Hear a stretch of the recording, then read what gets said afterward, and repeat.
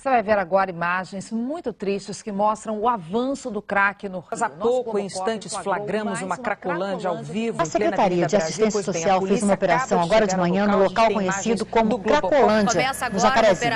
69 pessoas, entre adultos e crianças, foram recolhidas. Os menores poderão ser encaminhados para os centros de tratamento. Se é uma política de saúde, como podem as internações acontecerem sem que haja laudo médico, sem que haja determinação de médicos estabelecendo a internação? A gente critica o método da massificação da política de internação.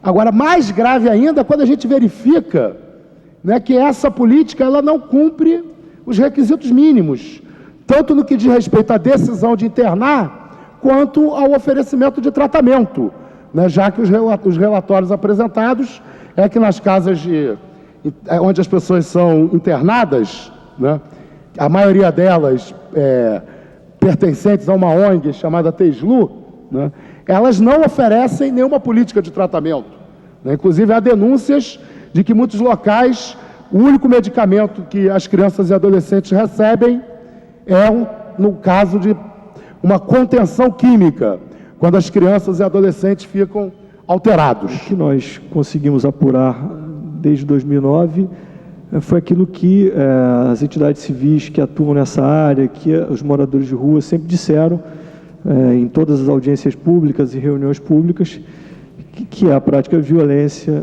por parte da prefeitura e a ausência de uma política pública para essas pessoas. Muitos são os relatos que foram colhidos, muitos depoimentos, enfim. Realizamos 2 inspeções no abrigo de paciência, que hoje, lamentavelmente, a principal ferramenta utilizada pelo município para a população em situação de rua, numa aliança cruel de violência e a utilização de um depósito de seres humanos. A Defensoria não tem conseguido um diálogo com a Prefeitura não responde os nossos ofícios, e a partir daí nós temos que ingressar com diversas ações de exibição de documento que burocratizam e dificultam o acesso à informação. E muitas vezes fazemos perguntas básicas sobre condições do abrigo, ou pedimos informações sobre uma determinada unidade, quando recebemos alguma coisa, recebemos um ofício padrão de que, baseado em poder de requisição, e não se trata de poder de requisição, mas de uma transferência administrativa. Então, essa é uma dificuldade, essa falta de transparência é uma dificuldade que tem sido encontrada pela Defensoria, para que possamos buscar apurar a legalidade, verificar como estão sendo feitas as operações, e isso dificulta muito o nosso trabalho e burocratiza o acesso. Inúmeros projetos de leis são votados ignorando ter esse público, para que seja forçada a vontade de alguns. Ressalto que o fato desses alguns virem a ser a maioria não se garante que o interesse público esteja assegurado. Assim, na Casa Municipal do Exercício da Democracia, não poderiam ser votados projetos de leis, como citou Renato 5, que irão pesar sobre todos os corpos que digam respeito a interesses fundamentalistas e religiosos. Há muitos corpos sensíveis a todas as formas de normatização e que ficariam sujeitos à desagregação radical caso venham a ser regidos por leis moralistas e de uma divindade que não os dizem respeito, principalmente essas leis vindas de um Estado laico, ou seja, prezem pela saúde da população e não pela sua normatização ou normalização.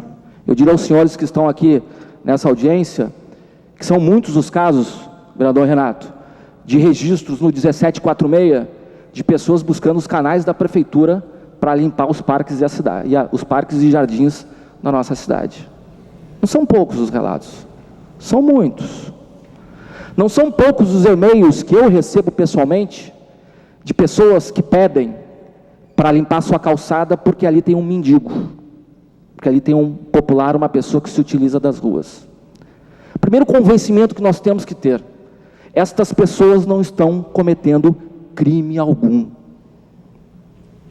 A essas pessoas, em um determinado momento da sua trajetória, lhe foi tolhido aquilo que para nós é causa pétrea, direito. Vamos fazer no final do mês de junho, no mês de julho, A primeira contagem anual, o primeiro survey, a primeira pesquisa com população em situação de rua na nossa cidade. Já houve em outros tempos, alguém pode me cobrar aqui, mas já houve em outros tempos isso. Houve em 2006, 2007, 2008, não é, Edilene? Agora, foi uma contagem, como diria meu pai, meio da planície, olhando meio por cima. Nós não. Nós vamos fazer uma verdadeira pesquisa com os moradores de rua, com as pessoas que vivem nas ruas da nossa cidade.